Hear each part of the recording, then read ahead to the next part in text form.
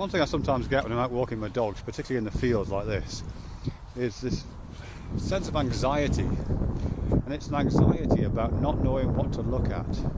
Occasionally about not knowing what to listen to, but primarily looking at. I know it sounds a bit nuts, but it's true. And it's a bit like, I don't know if anybody else gets this feeling, it's a bit like that feeling when you're in the house, you know, and you're watching the telly, or maybe you're on your computer, watching the telly, let's say, and you think, oh, I'll just turn the TV off for a bit. So you turn the telly off for a bit, and you're kind of sitting there thinking, well, there's nothing in this room that's drawing my attention. You know, it's like you don't know where you point your eyes, you don't know what angle to hold your head at, you don't know how to orient yourself in the room, you know.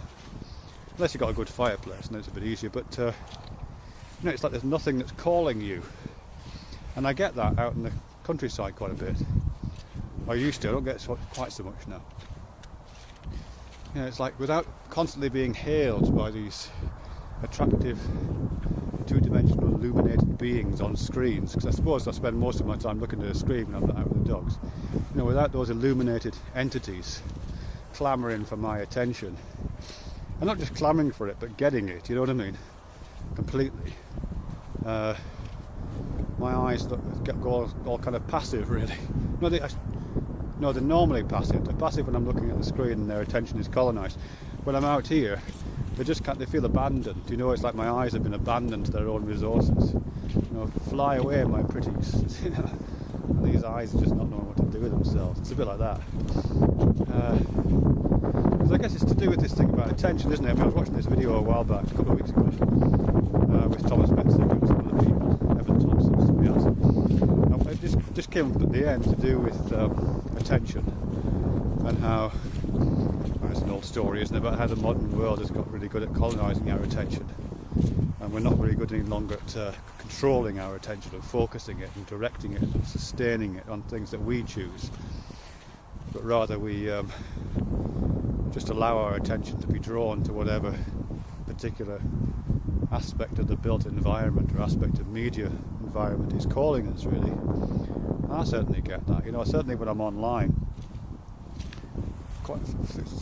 certainly for minutes at a time, possibly for hours at a time, I don't really think of myself making choices. You know, I don't enter things in search boxes or I don't know, pause to think what I really want to look at.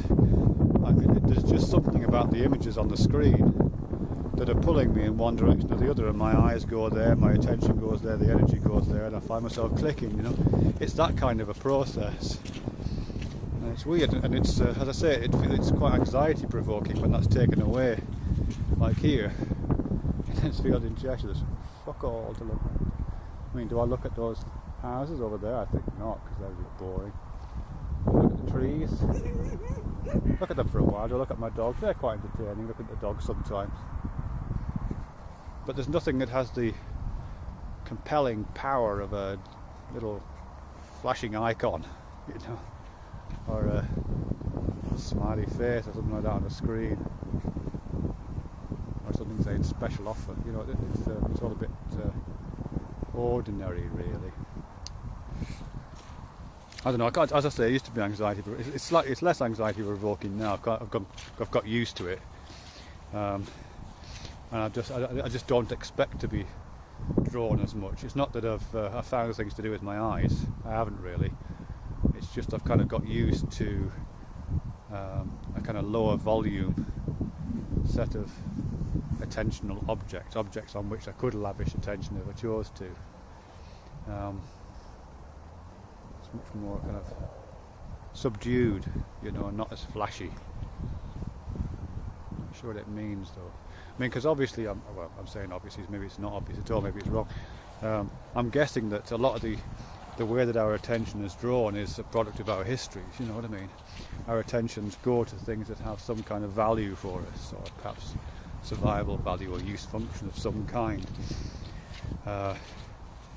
Might be drawn to the opposite sex, not because you're thinking about it, because your eyes do this thing against your will, you know, or whatever. Or you might be drawn to look at a source of nourishment. In fact, I know there was some good studies done on this, where I can't remember the details, but they put some cakes on a bench by the side of a in the laboratory and then asked people to do this apparently unrelated task, placing their attention on the screen, and then measured micro movements of the eyes. And even though people didn't know they were doing it, their eyes were saccading, moving slightly towards the cakes, even though they weren't aware of it. So there's some kind of a draw that the natural world holds for us in its survival potential, but it's much more subtle than the overloaded come hither that the media environment is.